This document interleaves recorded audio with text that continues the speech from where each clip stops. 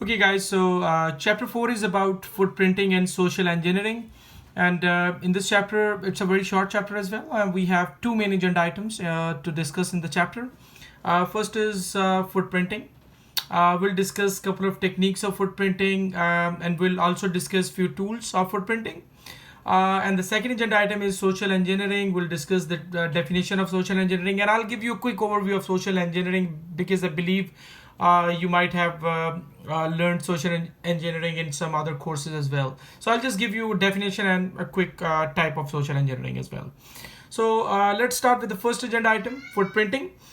First of all, let's talk about the definition of footprinting. What is basically footprinting is. So footprinting, as you know, it's the collection of information about the target. So footprinting is basically collection of information about the target,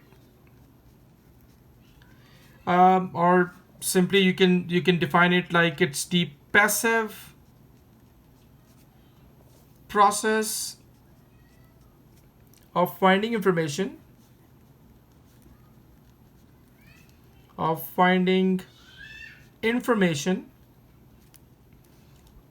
a company network.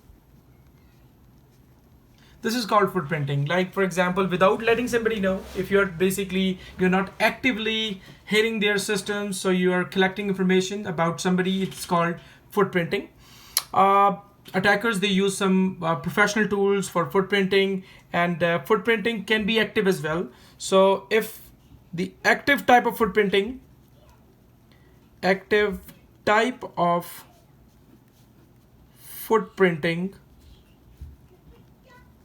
is called fingerprinting. Although it's again the type of footprinting, but it is actively like we really we send some ping packets, or we scan their network or stuff like that, just to find their operating system, find their open ports. And this fingerprinting can be like if you scan ports, so you need to actively send a packet. Okay, unlike the fingerprinting where we are passively gathering information which is available over internet or maybe some other resources. So if you actively communicate with the target, so that's port scanning, DNS zone transfer. If you want to find their complete organization diagram, their network, that is DNS zone transfer. Or for example, if you want to find their operating system as well, that's all the fingerprinting in fact. So port scanning, I believe everybody is well familiar with that. Finding operating system, you can use Nmap, you can use plenty of other tools as well, like IDserve, etc., etc. Zone transfer is basically where the attacker, or you can say the fingerprinter, in fact, they actually find the diagram of a network, like the layout of a network. In fact, that's called zone transfer. So definition is, it's the process that enables you to see all the host computers on a network, and basically gives you a network diagram of an organization. It's the network diagram of an organization. So this is again called the zero transfer, or DNS zone transfer. In fact, it's not zero, in fact that's zone, sorry, it's the zone transfer. Then there are some web-based tools which we can use for footprinting. One of the tool is called Whois, and Whois is basically it is used to gather, again it is a passive, it's a footprinting, not fingerprinting. It's used to gather information about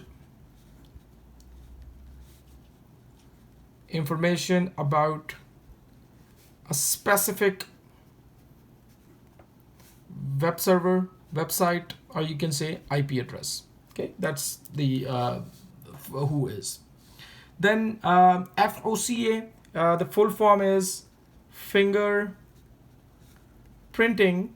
So when it comes fingerprinting, of course, it's the active organizations, not sessions, with collective archive. So ACOF. So that's FOCA. And what it is, if you run FOCA or FCA on a website, then it extract the data, like metadata, or you can say some IP addresses, the users on that website, and let you, I mean, it will give you some relevant information about the website. Like it will tell you the login, emails, IP addresses, and all the relevant information. Again, those information is pre-available on the website, but it will actually filter out all the irrelevant things. So what it does, it extracts the data and documents on a website to reveal the document creators, in fact, the network login, email addresses, again email addresses available, IP addresses, again IP addresses which can be available, and other relevant information about that website. Again, it will not discover or steal anything. It is again the stuff that is available on the website, but in an organized form. Another is basically Metis. Metis is basically, it's what it does. It's used to gather comparative intelligence from websites. Comparative intelligence mean, you can say it's the, like you actually discover information about your competitors, which you are legally you can collect. That is comparative intelligence. So definition of comparative intelligence, it's basically, you can say it's the individual's attempt to discover as much information legally possible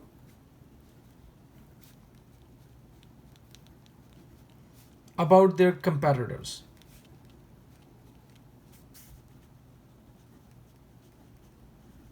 So that's basically called the comparative intelligence.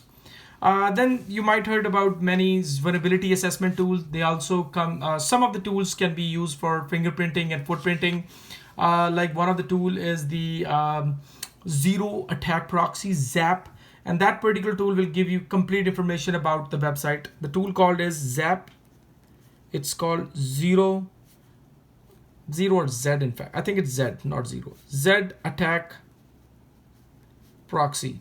Again, freely available tool. And you can use ZAP tool to intercept details of a website. And other than that, it also you can also find vulnerabilities of a website as well, the known vulnerabilities, like whether it is vulnerable to cross-site scripting, SQL injection, and stuff like that. Absolutely free tool, that's ZAP. You can download on your computer and you can use it on Microsoft Windows or Linux, etc. Then some attackers, they use HTTP commands, or you can say HTTP tools as well, in order to pull the data from database.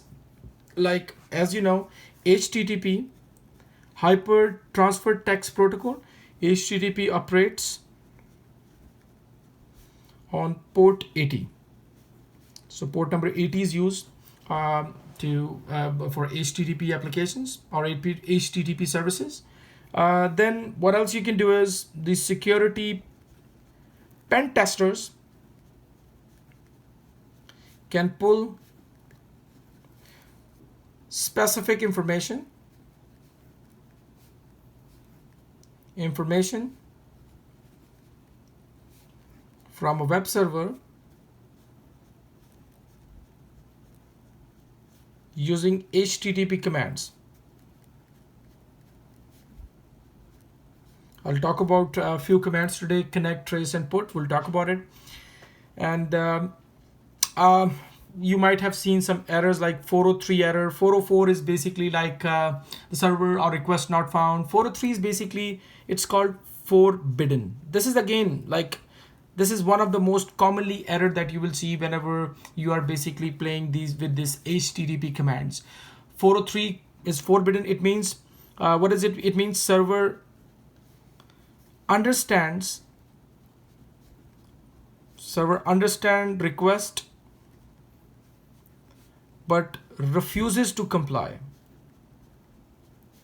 Like you are trying to actually you want to access any forbidden, or you can say a data which you are not supposed to access, so you will see 403 error, and that's very common in HTTP when you are using HTTP tools. These are some of the command. One of the command is connect. Connect is basically where, let me write the definition. It's the proxy that can dynamically switch to tunnel connection, such as SSL. Then trace, it's another command. It's the HTTP method that starts a remote app layer, application layer, loop back of the request message. Requested message, in fact, the address. Then there's another command of HTTP that you need to know, which is called put, and that requests the entity. It requests the entity be stored under requested URL. Okay. Then cookie. I believe everybody heard about cookies. Are basically small text files created by the web server or the website you visit and stored on user's computer.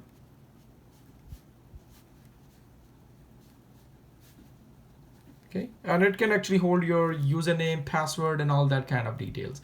There are many other types of cookies, like first party cookie, third party cookies, persistent cookie, session cookie, etc., etc. I believe some of you guys have already heard about it. If you need any more information about it, do let me know.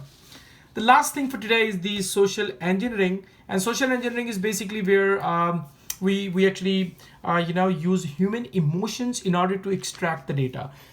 If you want to define the social engineering, it is basically the process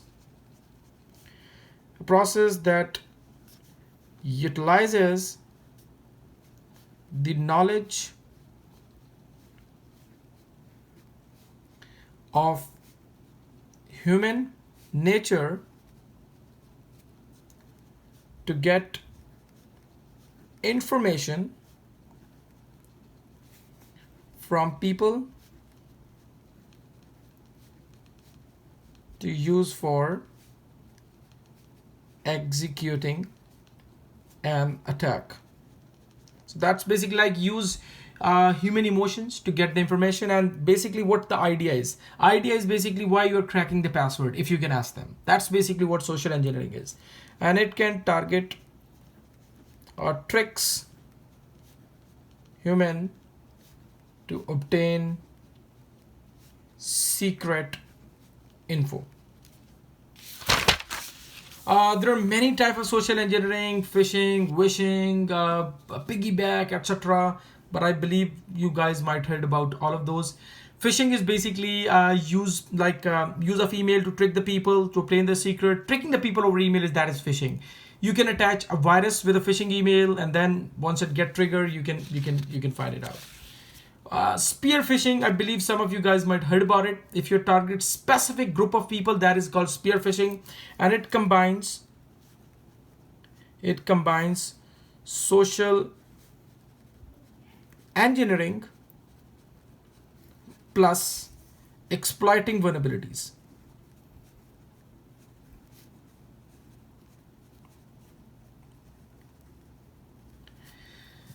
Okay, so if you guys have any question and issues, do let me know. Thank you very much.